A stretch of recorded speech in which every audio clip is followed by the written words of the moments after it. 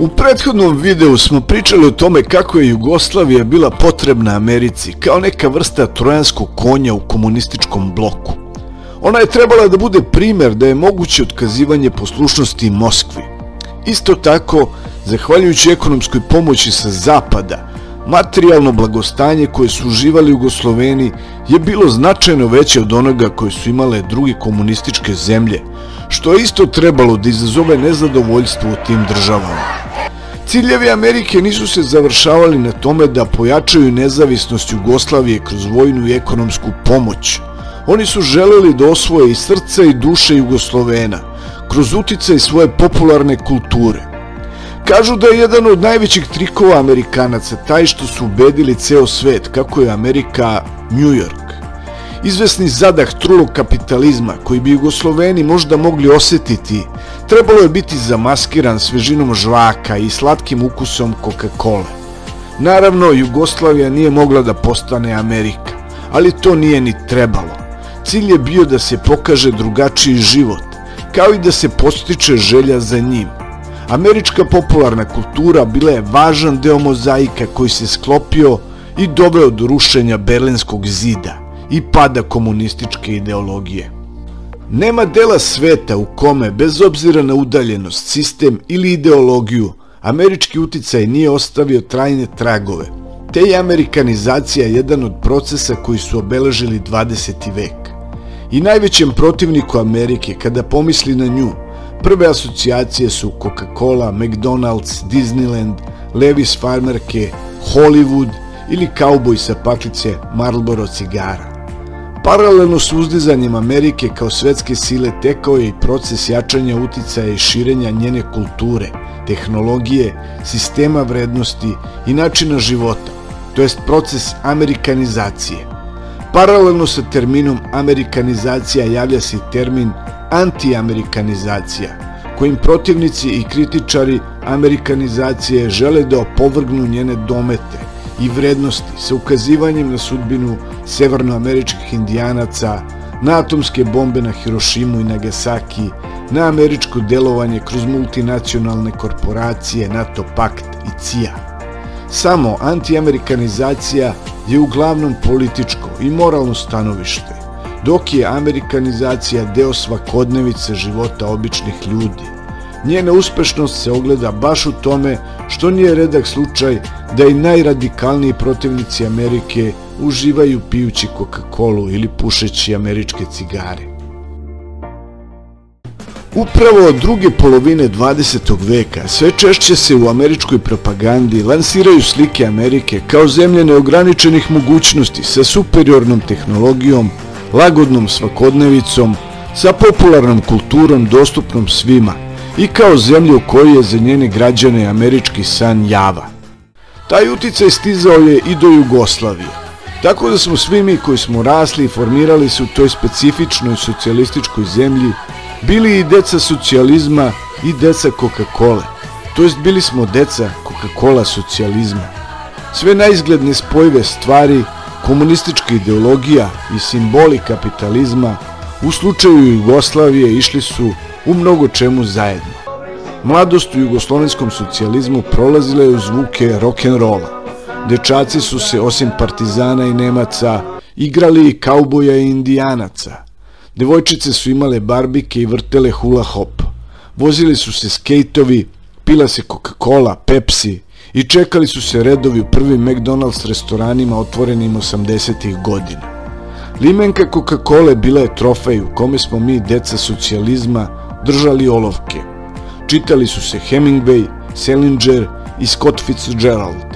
Deca i omladina u Jugoslaviji bili su trajno zaraženi američkom kulturom i nisu imali pojma da odrastanje u Budimpešti, Moskvi, Sofiji ili Bukureštu ne izgleda tako.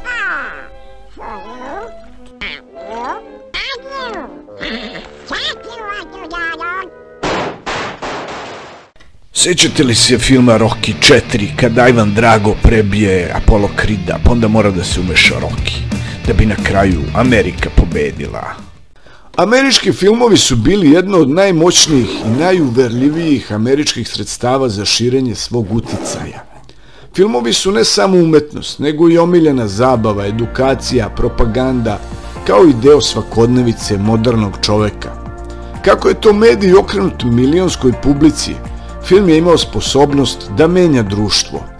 Toga su bili svesni i komunisti u SSSR-u kada su došli na vlast, te 20. i 30. godina stvaraju antologijske filmove, od kojih je najpoznatija Oklopnjača Potemkin, čuvenog Sergeja Eisensteina.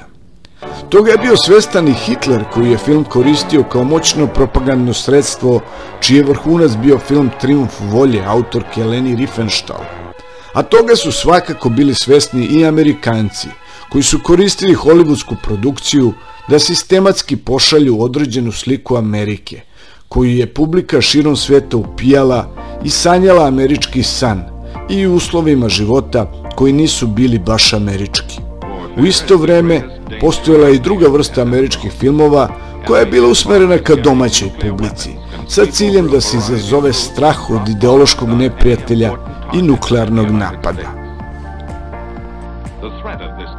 Hollywoodska produkcija je bila sofisticiranija, pokušavala je da indirektno utiče na gledaoce. Pravljena je slika američkog načina života i ostvarenja američkog sna kao nešto što se podrazumeva u američkoj realnosti.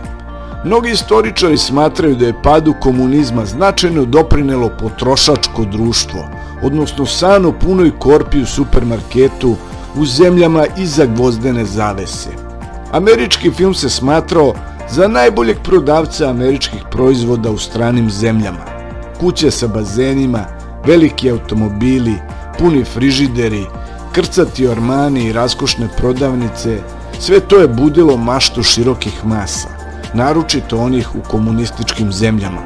Ako se uzme u obzir da su jugoslovenske vlasti videle film kao najpopularniju i najmasovniju od svih umetnosti, koja samim tim ima i najodgovornije zadatke i koja je sredstvo za širenje kulture, negovanje ukusa i ljubavi prema pravim vrednostima i koja mora poštovati načela jugoslovenskog društva, pomalo je čudno zašto su američki filmovi bili toliko dobrodošli u socijalističkoj Jugoslaviji. Ostaje pitanje da li su vlasti potcenjivale efekat koji američki filmovi stvaraju ili su bile previše samouverene da mogu te efekte da kontrolišu. U vreme Kraljevine Jugoslavije američki film je u potpunosti dominirao. Na primjer, 1939. godine uvezeno je 500 američkih filmova, 182 filma iz zapadne Evrope i još 25 filmova iz Čehoslovačke i Mađarske. U godinama posle Drugog svjetskog rata to se drastično menja, tako da je 1947. godine uvezeno 96 sovjetskih filmova, a svega 12 američkih. Politički prelom 1948. godine ponovo dovodi do velikih promjena, kako u politici uvoza, tako i u bioskopskom repertoaru. U bioskopske dvorane ujehali su John Wayne i Gary Cooper, američki vojnici sa Iwo Jime, mačevaci sa floretima i gusari sa kukom na ruci, kao i ljubavnici sa osmehom a la Clark Gable. 1950. godine nije uvezen ni jedan sovjetski film, a 1952. godine nijedan sovjetski film nije prikazan u bioskopima. Od 1951. godine je potpuno liberalizovan uvoz američkih filmova najnovije produkcije i tada se događa veliki uspeh filma Bal na vodi, koji je samo u bioskopu 20. oktobar u Balkanskoj ulici za 6 meseci odgledalo 333.000 gledalaca. Ni pre ni kasnije nijedan film nije imao takvu gledanost u Beogradu. Čistoća kristalnih bazena u kojima se ljudi kupaju i kad nisu prljavi, kako je duhovito zabeležio Bogdan Tirnanić, i piju koktele neobičnih imena, delovali su kao novina u socijalističkom društvu. Bili su neka vrsta indikatora stanja jugoslovenskog društva koje je pokazivalo zanimanje za materijalno obilje i slobodnu razonodu.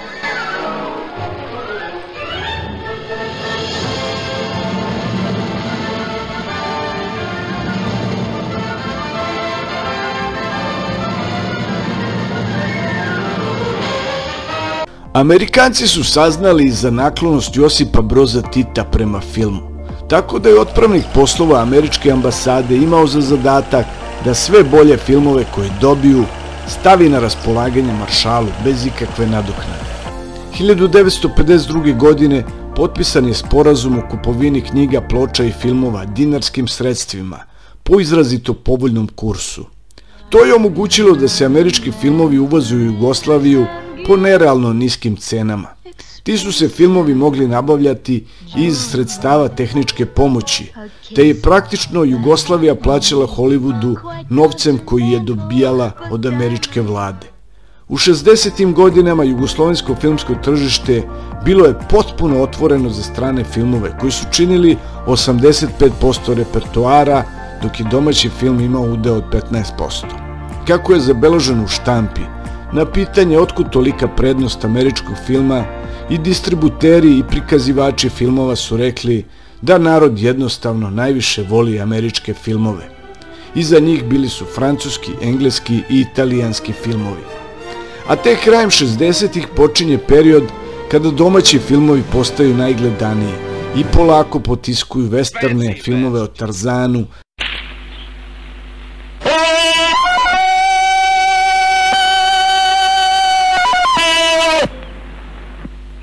Disneyjeve crtaće, filmove sa Marilyn Monroe i ostale američke filmove. Prisustvo američkih filmova u drugim komunističkim zemljama bilo je radikalno drugačije. U Sovjetskom savezu u tom periodu je uvoženo u proseku 5 filmova godišnje, i to striktno komedije i mjuzikli ili filmovi koji daju kritički pogled na život u Americi.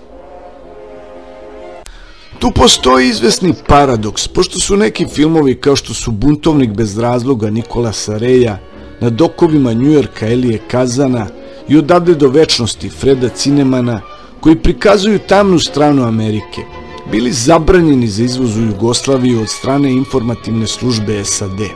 U isto vreme te filmove je mogla da gleda publika u Poljskoj. Dakle, izvesna cenzura je postojala sa obe strane, i sa američke i sa jugoslovenske. Film Ben-Hur Williama Wylera, koji je 1959. godine osvojio 11 Oscara, u Jugoslaviji je počeo da se prikazuje tek 1967. godine.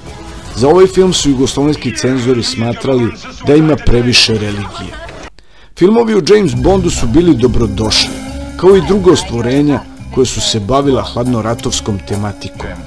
Veliku popularnost je doživao film Rusi dolaze iz 1969. godine, koji ismeva američku paranoju i strah od ideološkog neprijatelja, a počinje kada se sovjetska podmornica greškom nasuče na američku obalu.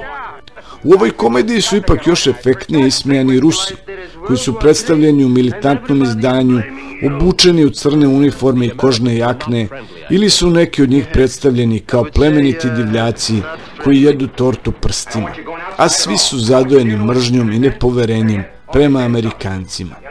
Iz vizure ove komedije Jugosloveni i Amerikanci su se našli na istoj strani, deleći strah od mogućeg sovjetskog napada i od situacije da Rusi dolaze.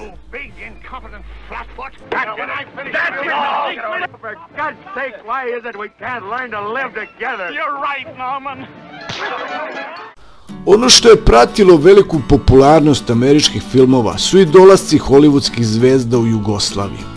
Gosti Jugoslavije su bili Orson Welles, Anthony Quinn, Kirk Douglas, legendarni reditelj Alfred Hitchcock, kao i slavni Fred Zinnemann, autor kultnih filmova Tačno u podne i Odavde do večnosti, kao i mnogi drugi značajni glumci i režiseri. Postojao je časopis Filmski svet, koji je donosio zanimljivosti iz života zvezda, o hollywoodskim parovima, razvodima, skandalima, usponima i padovima. Ljudi su počeli da menjaju svoj fizički izgled u nastojanju da liči na omiljene filmske junake sa ekrana, što je takođe uticalo na emancipaciju žena, što je tadašnja vlast pozdravljala. Lepotice sa ekrana su sve više ličile na naše saputnice iz gradskog saobraćaja ili koleginice iz firme.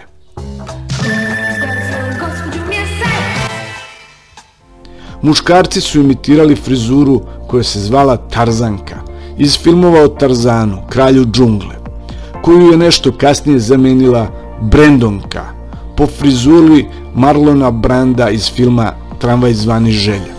I naravno obožavali su Marilyn Monroe, Slike holivudskih zvezda nalazile su se i u omotima žvaka i čokolada, kao i na razglednicama koje su se mogle kupiti na kioscima širom zemlje. Uticaj američkog filma je bio veliki na jugoslovenske filmske stvaraoce. Uticaj westerna je najuočljiviji u opusu reditelja Živorada Žike Mitrovića i njegovim delima Kapetan Leši, Obračun i Brat doktora Homera. Dolazi do pojave akcionog partizanskog filma, kako bi se partizansko-revolucionarna tematika lakše približila mladima. Partizanski filmovi počinju da se pojavljuju i u formi drame, komedije, trilera, ali najčešće je u pitanju bio epski spektakl, recimo filmovi Kozara, Bitka na Neretvi ili film Sutjeska, u kome je ulogu druga Tita igrao slavni Richard Barton. A u filmu je naravno i neizbežni i legendarni Bata Živojinović, drug Valter iz filma Valter brani Sarajevo Hajrudina Krvavca, gde je partizanska priča upakovana u uzbudljivu akciono-špijunsku priču o sarajevskim ilegalcima. Film Valter brani Sarajevo je bio veoma popularan u Kini i procena je da je film pogledalo oko 1,5 milijardu gledalaca. 就不带你来干这个，他一定知道我很了不起。跟他说过吗？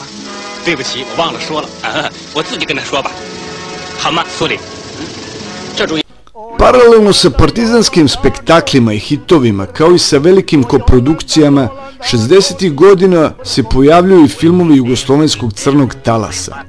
Ti filmovi otvoreno kritički prikazuju tokove života koji su prema vladajućem shvatanju negativni, kao što su bedne društvene prilike, nasilje, nesreće, psihološki rascepi glavnih junaka.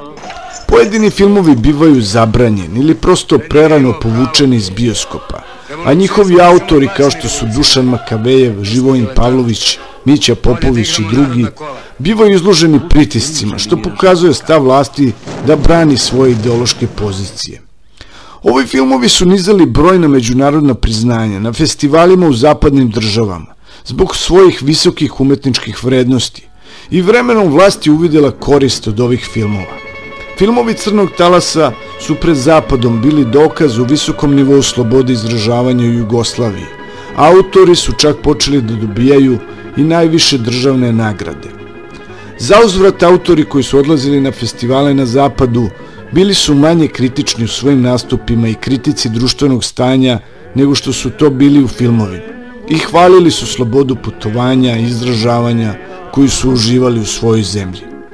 Naravno, na istok su odlazili isključivo partizanski filmovi koji su imali za zadatak da pokažu da Jugoslavija neguje svoju partizansko-revolucionarnu baštinu.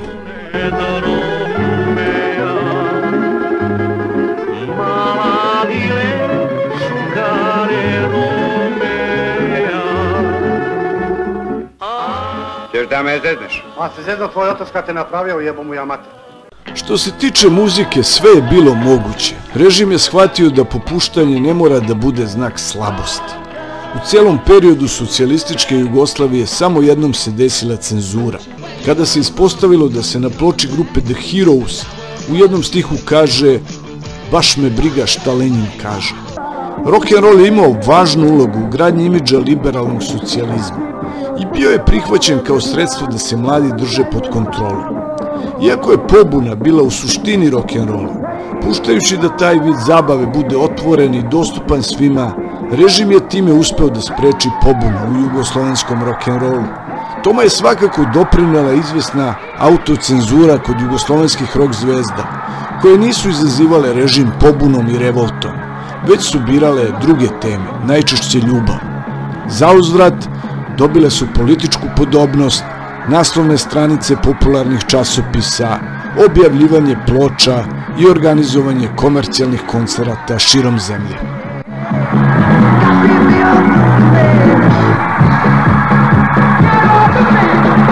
Na sličan način kao hollywoodski filmovi, i rock'n'roll je menjao društvenu stvarnost Jugoslavije. Menjala se moda, izgled mladih, koncept zabave i umetnički ukus. Stalna potreba za novim prostorima za igru dovela je do otvaranja prvog disko kluba u Beogradu i Jugoslaviji u aprilu 1967. godine. Klub je danas poznat kao diskoteka kod Laze Šećera. i nalazio se u podrumskom prostoru nedaleko od pozorišta Atelje 212. Mogao je da primi 100 gostiju i smatralo se da je to prvi disko klub od Trsta do Vladivostoka. Po sećanjima savremenika, ta diskoteka je zadovoljavala tadašnje svetske standarde, imala je kabinu za disk džokeja, podijum za igru, reflektore i posebno dizajniran nameštaj. Jedna od osnovnih ideja komunista posle 1948. godine bila je i istok i zapad, kozaračko kolo i Wild Thing, Lenin i Mick Jagger, Kapital Karla Marksa i časopis Jukebox sa posterima rock zvezda, Louis Armstrong sa trubom i zvuci zavičaja sa frulom. Otvaranje vrata Hollywoodu, džezu, rock'n'rollu i ostalim uticajima američke kulture nije bilo samo zbog osjećaja da su to kulturne vrednosti ili fenomeni savremenog sveta koji obogaćuju život običnog čoveka, već i zbog pragmatičnosti i dnevno-političkih potreba. Pragmatičnost i dnevno-političke potrebe i Jugoslavije i Amerike ipak su na duge staze menjali jugoslovensko društvo, a pogled na svet stanovnika Jugoslavije bio je zauvek promenjen. Obični ljudi su mogli da uživaju u amerikanizovanoj popularnoj kulturi i amerikanizovanoj svakodnevici. Međutim, sve protivrečnosti Jugoslavije kao države u kojoj je bilo moguće postojanje ovih nemogućih protivrečnosti otvara pitanje o krajnjoj sudbini jugoslovenskog društva. Bez obzira na holivudizaciju jugoslovenske stvarnosti, taj film nije imao happy end.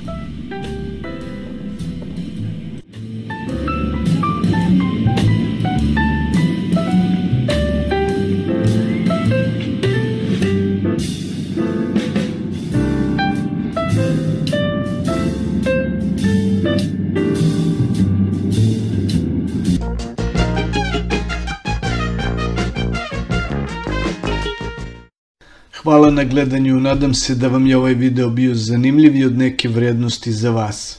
Molim vas da ostavite vaše komentare kao i da like, share and subscribe.